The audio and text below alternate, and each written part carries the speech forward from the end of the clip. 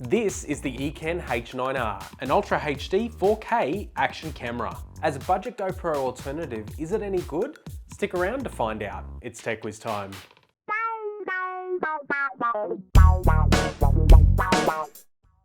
Hey guys, Jonathan here with TechWiz Time, where I create technology tutorials and review videos. If you haven't subscribed, then make sure you do and hit that bell icon too.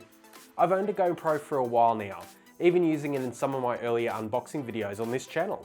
Being an expensive little action camera, I'm always on the lookout for a budget option, and that's where I think that the Ecamm H9R comes in. Full disclosure, this 4K action camera was sent out by Banggood for me to review without any influence from them at all. No money has exchanged hands either. I've never personally heard of Ecamm as a brand, and like most Chinese brands, I'm guessing a lot of you haven't either. But this little 4K camera sure boosts some impressive specs. Firstly, it comes with a huge amount of accessories sprawled out here on the table now. Something that I've found lacking with the original GoPros, especially when some of the official accessories for a GoPro can set you back a pretty penny. One of the interesting additions here is the wireless remote. This comes with an arm strap that lets you take it out into the water and start recording straight from your wrist. The waterproof case is where you can use the action camera mount. So you can mount it to a multitude of surfaces or even a tripod if you want. That's enough about the accessories. What about the specs? Well, this is a 4K Ultra HD action camera and it can shoot video at 25 frames per second at the 4K resolution. Not bad for a small little package. Aside from the 4K though, you can also shoot at 2.7K video at 30 frames per second and 1080p footage at either 30 or 60 frames per second. Perfect for when you want to slow things down a little. And if you want to bust out some super slow-mo, then you can shoot at 120 frames per second at 720p. All video is shot using the H.264 codec, so most editing software will have no problems with any of your video.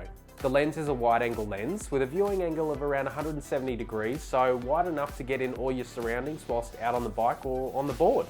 The inbuilt 1050 mAh battery gives you about 50 minutes shooting time at 4K resolutions. Obviously, you get more shooting time at the lower resolutions here. You can also grab extra batteries and a charger for those longer days where you want as much footage as possible. The battery does take up to 5 hours to charge fully at 1 amp, so extra batteries isn't such a bad idea. Audio isn't the greatest, but no onboard audio is with most cameras. Aside from the video though, you can also take photos at 4, 5, 8 or 12 megapixels. The option of taking burst photos though is limited to around 3 photos at a time, which is fine for most people wanting to get that perfect shot. Time-lapse options range from about 2 seconds per photo to 60 seconds, so enough time to get some nice long shots out on the day. Photo quality is what you would expect from an action camera. Nothing like a digital SLR with manual control over every aspect of the shot. Ports on the side are pretty standard with a micro SD card slot, a micro USB slot for charging, and a micro HDMI D port for external monitors. Unfortunately, the HDMI output isn't a clean output, meaning on-screen text does appear, so you won't be recording footage from the camera this way. The micro SD card appears to support at least 128GB cards, but be aware, you will need a micro SD card fast enough for 4K footage, which is a minimum of about 30 megabytes per second write speeds. So to be sure, go with a U3 speed card. I recently did a video on Crazy Cheap Storage where I showed off a 128 meg U3 micro SD card from Samsung, and it only cost around $40. The screen on the rear is a 2-inch color LCD that is great for framing your shots and going through the settings menus. And there are plenty of settings there too. Changing video resolutions, adding timestamps, manual exposure settings, photo resolution, burst photo, time lapse, power frequency depending on what part of the world you live in, language, date and time, sound indicator, setting the camera orientation if you're shooting upside down for example, and a few more features you might find handy. Alright, let's get onto the buttons. So the front button is used to turn on the Ecamm H9R by holding it in for about 3 to 5 seconds. Same goes for turning it off. You can also cycle through the different modes available as well as get access to the settings menu. The top button is used for starting video recording or taking a photo or choosing a menu option in the settings area. The 2 side buttons are for navigating up and down the menus primarily. Outside of the settings menu, pressing the up button will bring up the menu to access photos and videos stored on the micro SD card.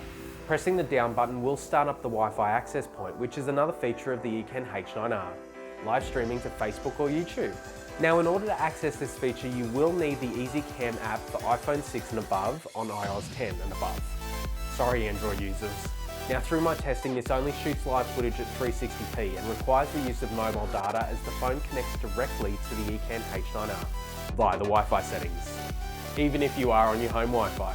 Unless Ecamm have a solution to allow for higher bit rates and the ability to use a home broadband connection, I only see this being of use to a few people and not a feature I will be personally using.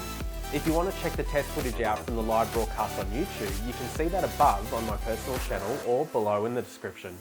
So after all that, is the Ecamm H9R a good budget action camera for around $50? Yeah, especially when you don't want to spend hundreds on a GoPro. If you're interested in purchasing one for yourself, then check out the link below. And if you're getting quick, there might also be a coupon code for you to use as well. For more sample footage, don't forget to check out my personal YouTube channel as well.